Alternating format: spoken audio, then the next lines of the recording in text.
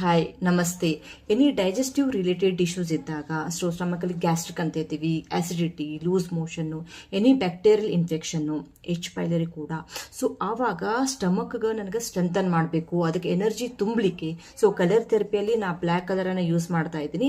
According to the ಸುಜೋಗ reflexology ಪ್ರಕಾರ ನಾವು ಪಾಮನ್ನು over all body ಅಂತ ನಾವು ಇಲ್ಲೇ ರೀಪ್ರೆಸೆಂಟ್ ಮಾಡ್ತೀವಿ.